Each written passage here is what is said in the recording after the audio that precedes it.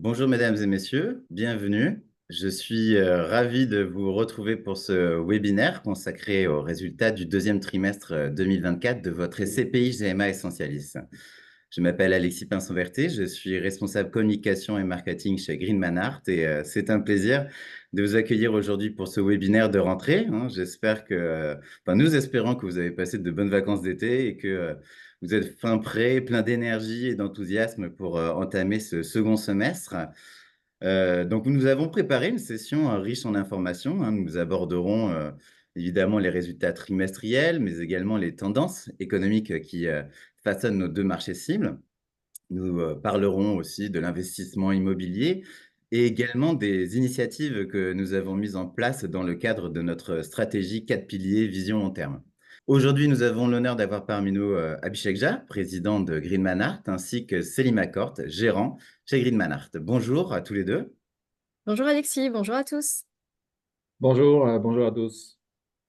Donc, commençons sans plus tarder avec un aperçu du programme de ce webinaire. Donc, concernant l'ordre du jour, nous allons commencer par un point d'actualité sur l'économie en France et en Allemagne qui influe notre stratégie d'investissement. Nous allons évoquer ensuite les facteurs économiques qui ont façonné la grande distribution alimentaire, notamment sur les tendances de consommation qui ont pu bénéficier à nos locataires. Nous enchaînerons avec un récapitulatif sur l'investissement immobilier en France et en Allemagne, mettant en lumière les opportunités qui se profilent à la suite de ce premier semestre. Puis Selima nous présentera les résultats opérationnels de la SCPI au deuxième trimestre, en se concentrant évidemment sur les performances du fonds. Nous ferons ensuite un récapitulatif sur les applications que nous avons mises en œuvre de notre stratégie 4 piliers vision long terme, ainsi que quelques surprises. Et enfin, nous vous parlerons des événements à venir et des améliorations récentes qui ont eu lieu sur nos plateformes et sites Internet. Et ensuite, pour clôturer ce webinaire, comme par habitude, nous finirons par une session de questions-réponses.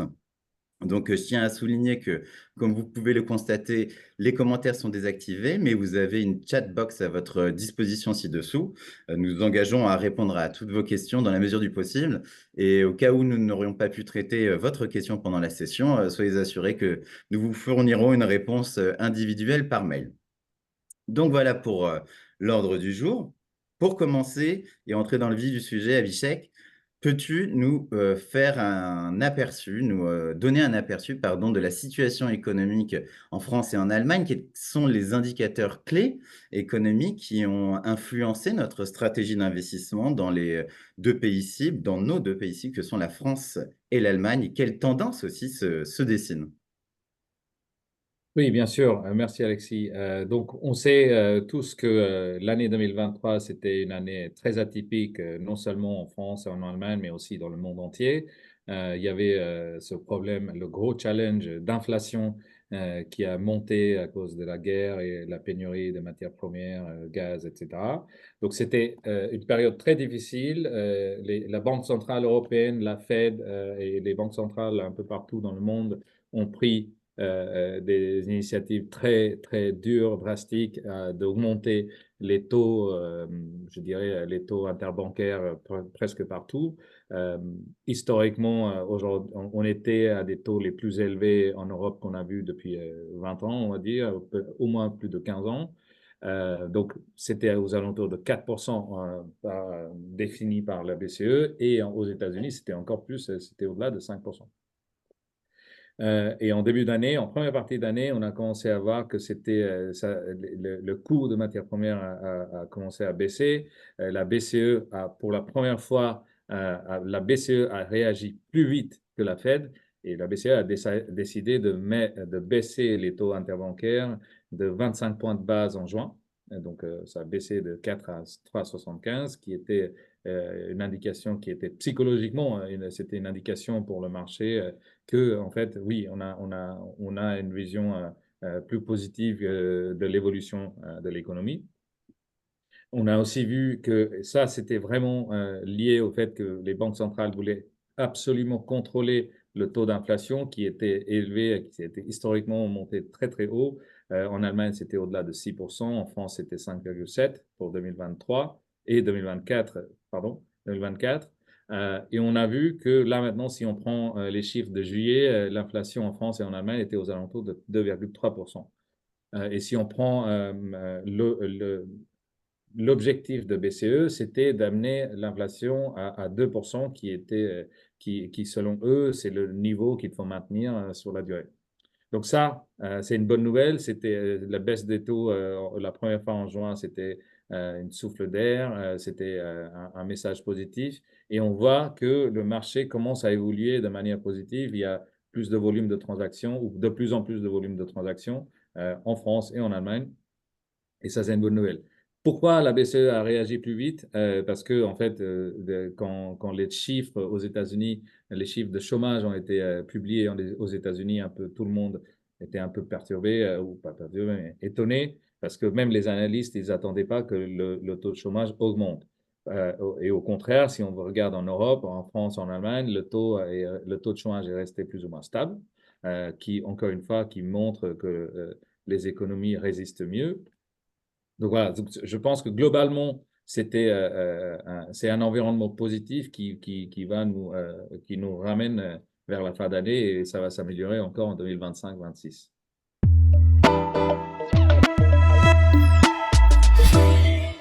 L'Allemagne, si on regarde l'Allemagne plus précisément, on voit sur le graphique ici que nous, on prend quand même cet indicateur et on le suit très souvent, très activement, on va dire. Le coût de swap Euribor 10 ans et les taux d'intérêt, ça c'est le taux d'intérêt, et les indices de consommation en Allemagne. Les deux indicateurs, ils montrent quel est le sentiment du marché.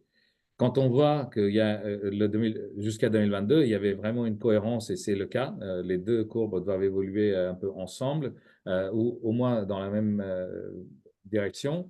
Et on voit qu'il y a un écart qui est significatif qui a été créé en 2023. Donc, ça a montré que les marchés n'avaient plus la confiance. Et donc, ça se voyait dans les transactions, dans le comportement des banques, dans le comportement des investisseurs, les foyers aussi.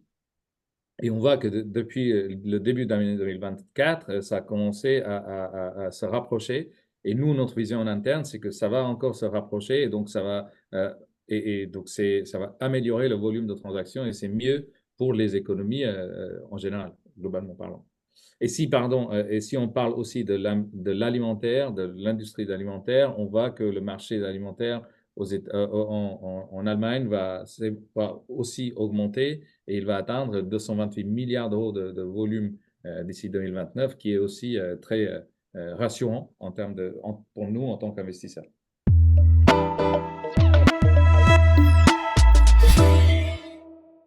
France, pareil, il y a des bonnes nouvelles. Si on regarde la dernière publication de Banque de France, on voit qu'il y a une hausse de consommation globale dans les ménages en France. Et ça, c'est très important, parce que les ménages, c'est la base de l'économie, c'est la consommation interne. Et on voit que les ménages ont décidé, ou ils ont baissé leur taux d'épargne. Le taux d'épargne, ça a explosé après 2019, donc pendant la période de Covid, parce qu'il n'y avait plus d'investissement, il n'y avait plus d'achat ou vente d'actifs, de maisons, d'appartements, il n'y avait pas de prêts bancaires, c'était devenu très difficile, et donc le taux d'épargne avait augmenté. Et donc maintenant, on voit depuis le début le deuxième trimestre de 2024, que le taux d'épargne commence à baisser. La consommation des ménages augmente, le taux d'emprunt baisse, les banques ont aussi commencé à étudier les dossiers et prêter l'argent pour les projets personnels des foyers. Donc tout ça, ce sont des indicateurs très positifs, parce que c'est la consommation interne de l'économie.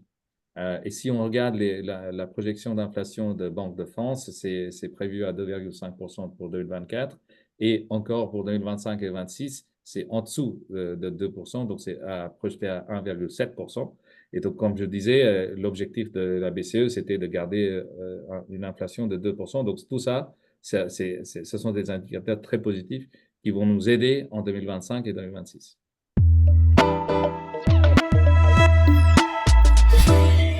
Sur l'investissement, nous notons une stabilité du volume des transactions en France par rapport au semestre précédent, avec 5,9 milliards d'investissements au premier semestre 2024 et une croissance en Allemagne avec 14,2 milliards investis au premier semestre 2024, qui était en augmentation de 15% par rapport au premier semestre 2023. Quand on parle de notre typologie, donc déjà le commerce, suscite toujours un intérêt certain de la part des investisseurs, avec donc on voit une demande qui est présente et porte sur des actifs liquides. Le volume des transactions dans cette typologie s'élève au premier semestre à près d'1 milliard d'euros en France et 3,6 milliards en Allemagne. Donc, on note aussi que près d'un tiers des investissements en Allemagne et en commerce portent sur des actifs qui sont ciblés par la SCPI GMA Essentialis. Et nous observons également en France une appétence pour les actifs de type commerce d'une valeur inférieure à 30 millions d'euros, ce qui est totalement la cible de GMA Essentialis, en augmentation sur un an, passant de 32% des transactions de commerce au premier semestre 2023 à près de 41% au premier semestre 2024.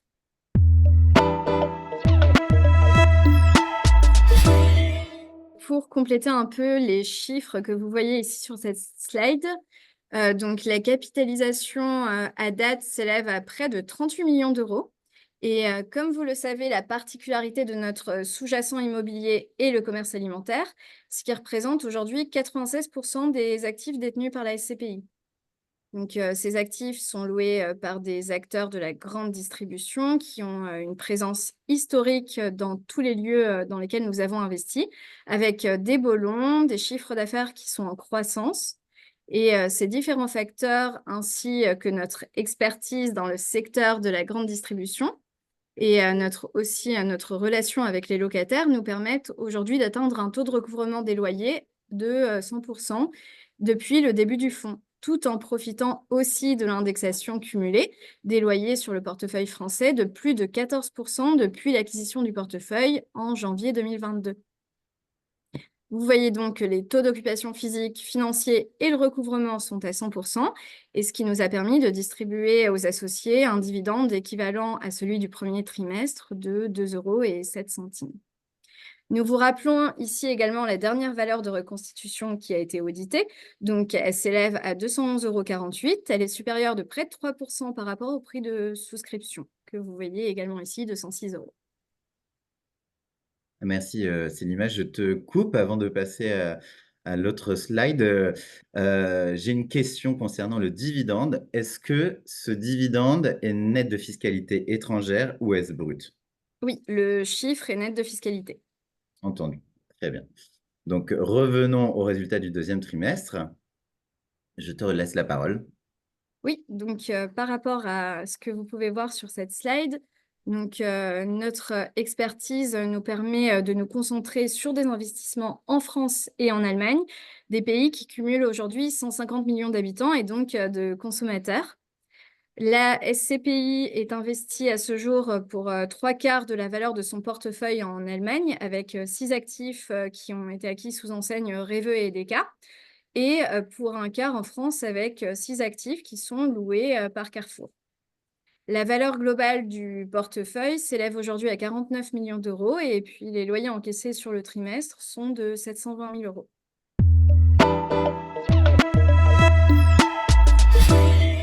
En effet, les associés bénéficieront d'un avantage fiscal qui est lié à la répartition actuelle de notre portefeuille, 3/4 en Allemagne et 1/4 en France.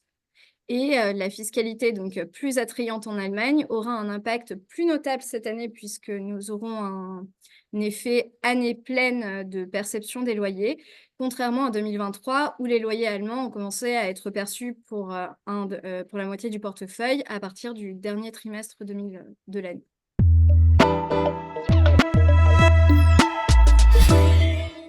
Oui, nous restons fidèles à notre stratégie, c'est d'être très sélectif et acheter les actifs qui sont des actifs stratégiques pour les locataires. Ça veut dire que si un immeuble est important en tant qu'un centre de revenus pour un locataire, on est rassuré que le locataire voudra rester dans ces immeubles pendant longtemps. Par exemple, si on regarde notre portefeuille aujourd'hui, ce sont des immeubles où les locataires Carrefour et DK Rêveux, ils sont là depuis 20, 30, 40 ans, 50 ans.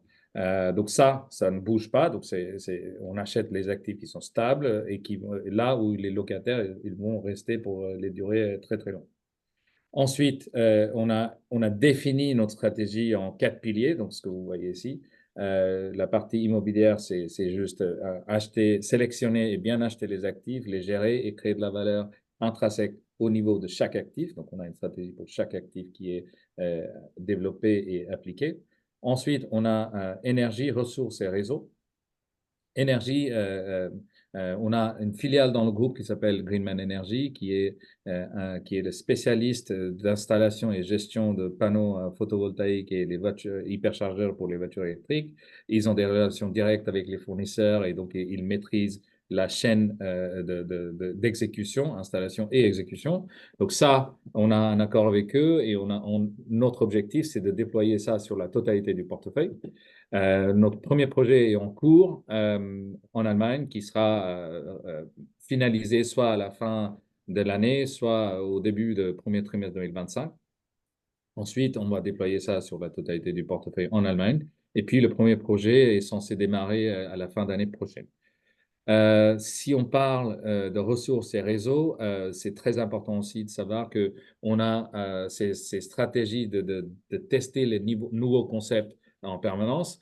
Et c'est la stratégie du groupe d'ailleurs. Donc, Greenman, le groupe, travaille depuis longtemps sur plusieurs idées, et d'où la création des filiales comme Greenman Energy ou Potager Farm, qui installe et qui gère des fermes verticales.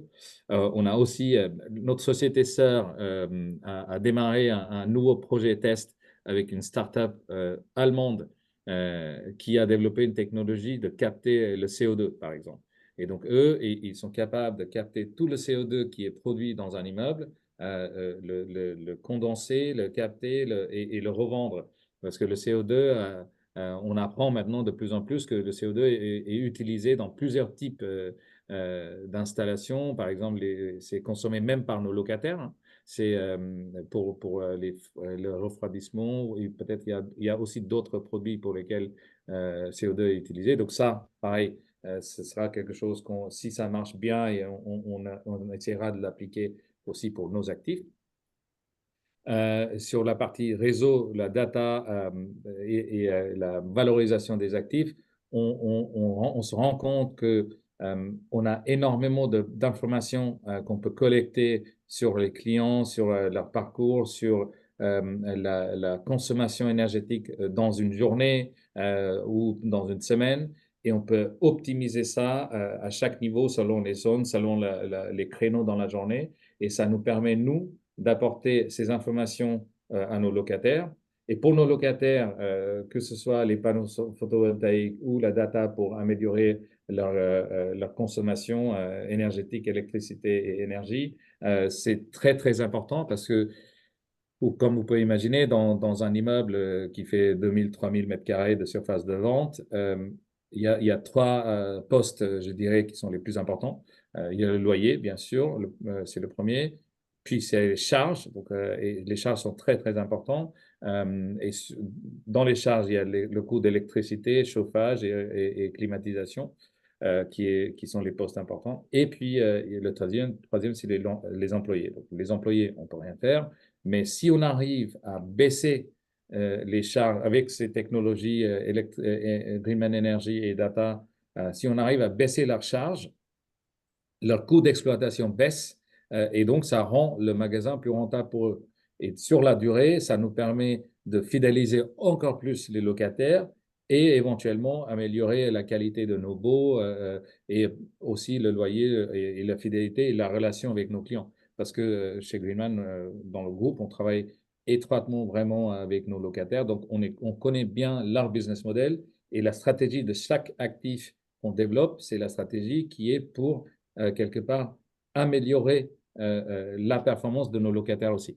Et tout ça a un impact direct sur la rentabilité de nos investissements et donc plus de revenus pour nos investisseurs de GMA Essentialis et meilleure valorisation des actifs.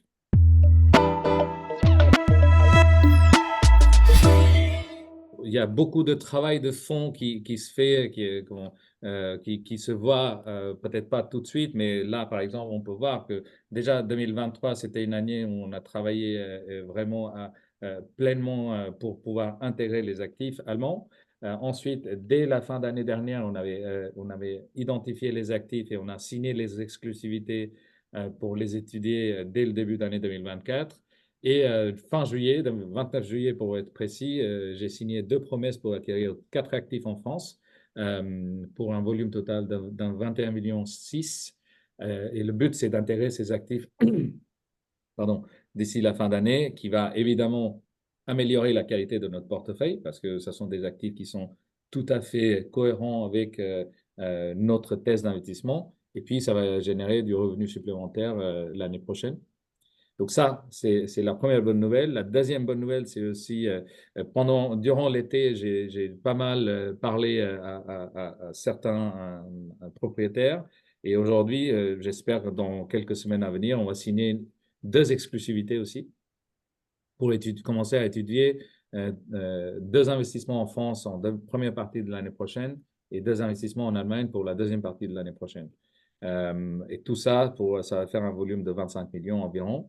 Donc, globalement, nous, on voit un bon rythme pour nous en termes de propositions ou opportunités d'investissement.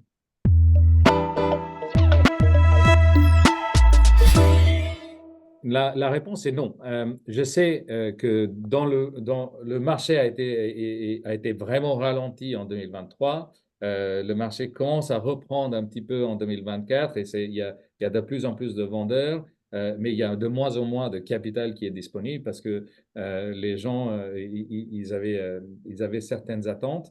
Mais nous, depuis le lancement de Green Man Art, notre philosophie, c'était toujours d'acheter en off-market. Donc, on essaye de ne pas rentrer dans les process de vente. On essaye de parler directement aux investisseurs, aux vendeurs ou aux enseignes pour sourcer ces actifs-là.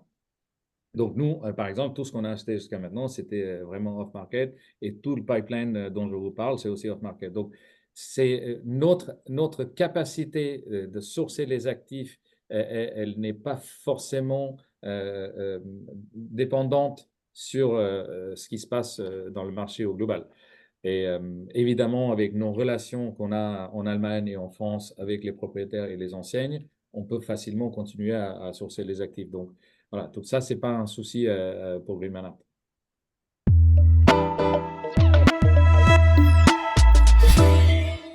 Donc, pour rappel, chez Green Man Art, nous avons mis en place plusieurs options pour faciliter l'accès à l'investissement dans notre SCPI.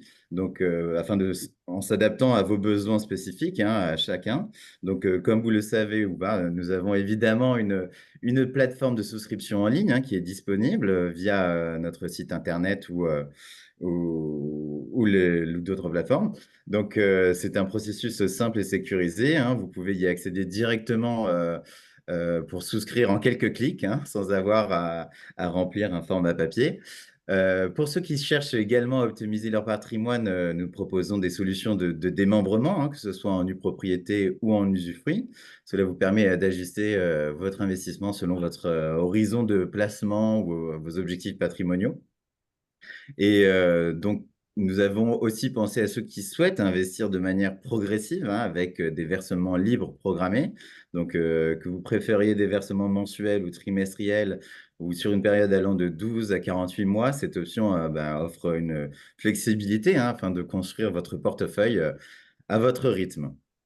Et Donc, je dirais aussi qu'on a aussi commencé depuis quelques mois le démembrement en versement programmé qui était une tout à fait. demande et on voit que de plus en plus il y a la demande pour le versement programmé et maintenant aussi pour le démembrement en versement programmé. Donc, on essaye de compléter, on va aussi parler un peu de technologie un peu plus tard, mais on essaye de compléter vraiment les différentes façons de possibilités de souscrire en fonction de la demande qu'on a reçue sur les mois passés ou les années passées. Tout à fait.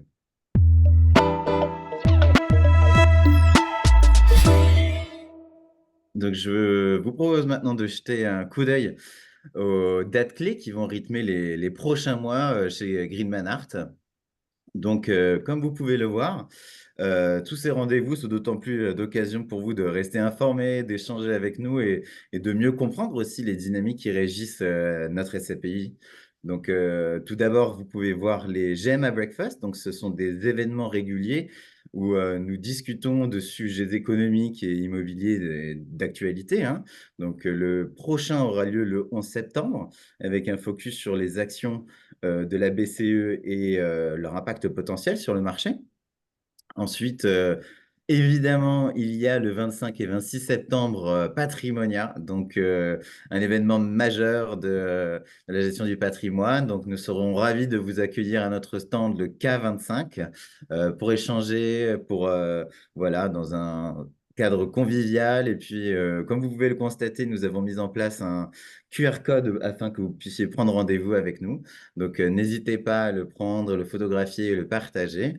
Nous organiserons aussi plus de webinaires. Donc, il y en a un autre qui va arriver le 10 septembre prochain sur les prévisions de GMA Essentialis jusqu'à la fin de l'année. Et enfin, d'autres auront lieu aussi également à venir. Donc, ce sera l'occasion encore de vous tenir informés de toutes les évolutions de la SCPI.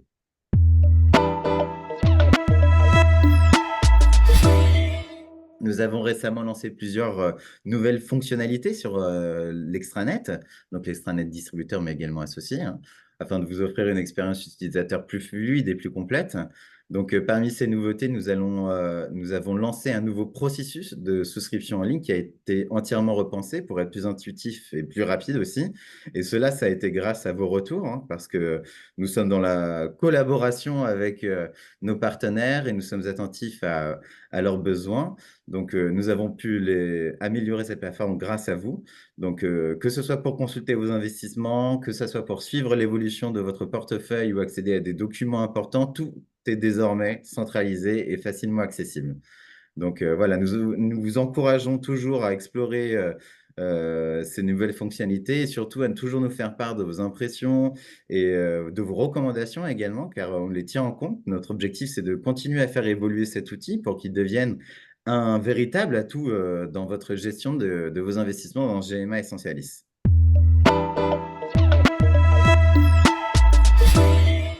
Je dirais que aussi, je pense que quand on a parlé de ces événements qu'on a organisés, soit la GMA Breakfast, soit les webinaires, je pense que nous, ce qu'on essaye de faire, c'est d'être proactif et de partager de plus en plus d'informations avec vous le plus souvent possible. Je pense que c'est important que vous participiez dans ces webinaires ou quand vous venez à Paris, venez nous voir parce que ça vous permettra de partager, je dirais, plus facilement avec vos investisseurs les actualités de GMA Essentialis.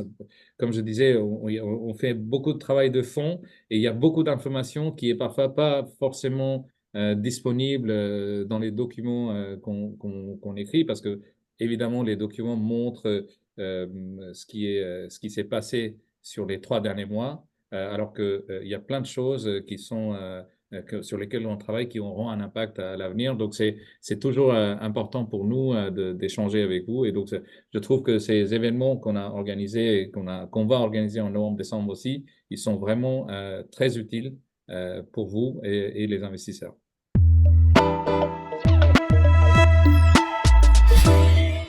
La première souscription doit faire, vous devez souscrire 5 parts. Vos investisseurs ils doivent souscrire 5 parts minimum. Et puis, en versement programmé mensuel ou trimestriel, c'est à vous de choisir le nombre de parts. Normalement, la tendance qu'on voit, c'est aussi 5 parts. Donc, ceux qui souscrivent, par exemple, en général, je dirais que les investisseurs souscrivent 10 000 euros au début. Et puis, ils font 5 parts par mois ou par trimestre en fonction du profil d'investisseur. Ceux qui sont, je dirais que les investisseurs qui sont plus jeunes, qui ont envie de construire un patrimoine, ils commencent avec 5 parts par trimestre, par mois et pour une période de 2 ans ou 3 ans. Donc ça, c'est la tendance. Mais il y a très peu de restrictions. Comme je disais, vous pouvez commencer avec 5 parts au début et puis une part par mois, par exemple, pour 2 ans. Entendu. Merci Abhishek pour ces réponses. N'hésitez pas si vous avez d'autres questions à nous les faire parvenir par mail ou à les écrire encore tout de suite. Mais voilà, sinon, bah écoutez, merci Selima, merci Abhishek pour vos explications et votre présence aujourd'hui, hein, chers partenaires. Merci également pour votre participation active à ce webinaire. Celui-ci sera bientôt disponible en replay, donc sur nos sites et plateformes. Ce sera l'occasion pour vous de le partager à vos collègues, à vos investisseurs. Donc, merci pour votre confiance continue et à bientôt pour le prochain webinaire. Donc, Et Patrimonia. et Patrimonia, évidemment, tout à fait. Donc, je vous remercie encore et puis je vous dis bonne journée et à bientôt. Merci beaucoup. Au revoir. Merci, bonne journée. Bonne journée.